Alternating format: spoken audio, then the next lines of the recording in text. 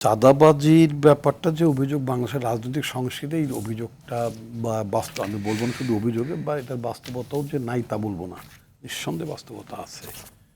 এখন কথা হচ্ছে দুটো জিনিস, একটা হচ্ছে যে আপনি হতে দিচ্ছেন, আর একটা হচ্ছে যে আপনি পারছেন না। দমন করার উদ্যোগ নিচ্ছেন। জি, আমি সেক্ষেত্রে আবারও প্রধানমন্ত্রীর দৃষ্টিভঙ্গির কথাটাই বলবো। তিনি স্ট্রেইট দলের নেতা কর্মীদের সামনে তাদের উদ্দেশ্যে যেটা তিনি বলেছেন সেটা হচ্ছে যে যারা অপরাধ করবে তাদের পরিচয় শুধুই মাত্র অপরাধী, নো ম্যাটার হোয়াট, তিনি কোন পদে আছেন, কোন দায়িত্বে আছেন, তিনি মন্ত্রী, তিনি এমপি, বা দলের কোনো মানে সেটা তৃণমূলের কোনো ইউনিয়ন বা কোনো গ্রাম কমিটিতে, নো ম্যাটার হোয়াট। আমি শুধু এটুকু বলতে চাই যে আপনার অন্তর্বর্তীকালীন সরকারের সময় পত্রিকায় রিপোর্ট উঠেছে, শুধু আমি আমার এলাকার কথাই যদি বলি, পত্রিকায় রিপোর্ট উঠেছে দলের এরা ইউনিয়ন পর্যায়ের নেতা, একটা বড় পত্রিকায় নিউজ উঠেছে, এবং এটা উনি লন্ডনে বসে ওনার দৃষ্টি আকর্ষণ হয়েছে। Just he ordered to dissolve the committee, তাদেরকে দায়িত্ব থেকে সরিয়ে দেওয়া। He was not in the government at that time, তিনি ওদেরকে জেলে পাঠিয়ে দেবেন, তাই না? মানে নির্বাচনের আগে তো প্রায় 7,000-এর উপরে নেতাকর্মীদের বিরুদ্ধে ব্যবস্থা এবং নিয়েছিলেন। একই অবস্থাটা কিন্তু সেটাও আছে। আমি তো সরকারের বাইরে ন্যাচারালি, মানে বাইরের লোক, অর্থাৎ মানে সরকার পরিচালনার বিষয়টা আমি, আপনি সরকার পরিচালনা নেই, কিন্তু আপনারই বন্ধু বান্ধব, ছোট ভাই বড় ভাই সরকার চালাচ্ছে। আমি তো মানে সেভাবে আমার প্রত্যক্ষ করার ইয়ে নেই। তবে আমি যেটা শুনি যে যারা এখন মন্ত্রিসভায় আছেন, আমি অনেকের কথা শুনেছি যে তারা যথেষ্ট কেয়ারফুল থাকেন যে তাদেরকে ব্যবহার করে, তাদের নাম, অর্থাৎ তাদের নাম ব্যবহার করে নাম ভাঙিয়ে, মানে কোনো জায়গায় যাতে কোনো কি বলে, মানে আপনার বাড়তি সুবিধা বা প্রশ্ন উঠতে পারে, নেতিবাচক কোনো কাজ যাতে না করতে এই পারে। সমস্ত কাজ হতে পারে, সে ব্যাপারে তারা অনেক সতর্ক থাকছেন।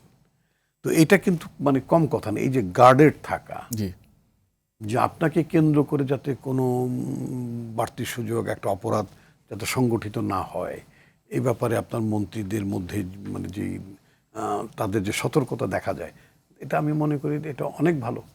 আপনার একটা প্রশ্রয় এবং আশ্রয় ছাড়া আসলেই কি আপনার মানে এই ধরনের মানে চাঁদাবাজি বলেন, দুর্বৃত্তপনা বলেন, যেগুলো উনি বলছেন, এই এই এই আশ্রয় প্রশ্রয় ছাড়া এগুলো সম্ভব না। এটা সম্ভব না। সেই ক্ষেত্রে আমি যেটা বলতে, গভর্নমেন্টের তরফ থেকে, অর্থাৎ গভর্নমেন্ট তো একটা অ্যাবস্ট্রাক্ট জিনিস, নাম, কিন্তু এটা তো কালেক্টিভ, পরিচালনা করে তো কিছু মানুষ। সেই মানুষগুলো এটাকে প্যাট্রোনাইজ করছে কিনা, শেল্টার দিচ্ছে কিনা, অথবা ইগনোর করছে কিনা, অথবা এটা বুঝতে পারছে কিনা যে একটা যে প্রবলেম হচ্ছে, এটা বোঝারও তো একটা ব্যাপার থাকে। যদি বুঝতেই না পারে, মানে সেই বোধটা যদি না থাকে, তাহলে হবে কি করে? আমার কাছে যেটা মনে হচ্ছে কি, যে কেবলই তো যে অঙ্ক করে সে আবার বুঝিয়ে দিল 3 মাস, ফাইন। এখন মানে ইতিমধ্যে কিন্তু আমি এটা দেখতে পাচ্ছি না যে মানে গভর্নমেন্টের মধ্যে প্রশ্রয়ের দৃষ্টিভঙ্গি আছে, আশ্রয় দেওয়ার দৃষ্টিভঙ্গি আছে, একেবারেই নাই। আচ্ছা, ফলে আমার মনে হয় যে এই যে ব্যাধিটা, এই যে সমস্যাটা, চাঁদাবাজি, দুর্বৃত্তপনা, মাস্তানি করা, এটা দীর্ঘ সময়ের একটা সংস্কৃতি। এটা আমি একটা সংস্কৃতি বলবো, একটা বাজে, একটা ক্যান্সারাস কালচার। এবং আপনার সরকার যেভাবে আগাচ্ছে, যদি দৃঢ় থাকে তাহলে হয়তো এটা বাড়বে না।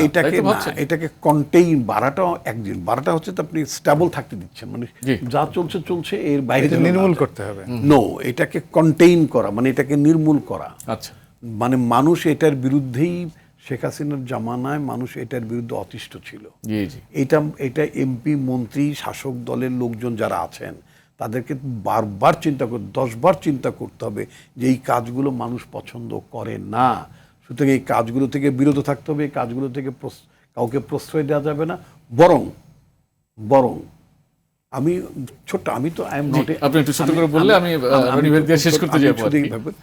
গতকালকে দুঃখিত, শুক্রবার দিন আমি নমিনেশন পাইনি বলে যে মানে রাজনীতি বা এলাকা বা ছেড়ে দেবো তা তো না। সে সুযোগ নাই তো, আপনি বিএনপির ভাইস চেয়ারম্যান, আপনি চুপচাপ থাকতে পারবেন না। প্রতিনিয়তই আমি মানে গ্রামে যাচ্ছি, জনসংযোগ কর্মীদের সাথে বসছি। তো কোনো একজন একেবারে ইউনিয়ন পর্যায়ের একজন মানে কর্মী, তার সম্পর্কে একটা অভিযোগ আমার কানে আসলো। তো আমি তাকে ডাকলাম আমার বাড়িতেই, আমার সাথে দেখা করতে আসছে অনেকেই। তো আমি তাকে এক পর্যায়ে বললাম যে তোমার ব্যাপারে কিন্তু এই ধরনের কিন্তু একটা অভিযোগ শোনা যাচ্ছে, যদি আমি ভেরিফাই করব, যদি সত্য হয় আমি নিজে পুলিশকে কল করে কিন্তু আমি তোমাকে হ্যান্ড ওভার করবো পুলিশের, আমি পুলিশকে বলবো ওকে ধরতে, তুমি সাবধান। এবং তুমি বুঝতে পারছো যদি আমি যদি তোমাকে ধরতে বলি তুমি নিশ্চয়ই পালিয়ে থাকতে পারবা না, তো সুতরাং ঠিক হয়ে যাও। তো পরবর্তীতে সে বলল যে না, এটা তার বিরুদ্ধে একটা প্রোপাগান্ডা। এবং ফাইনালি দেখা গেল যে দলের মধ্যে তো প্রতিপক্ষ থাকে, তাই না, মানে তার বিরুদ্ধে মানে একটা প্রোপাগান্ডা ছড়াচ্ছিল।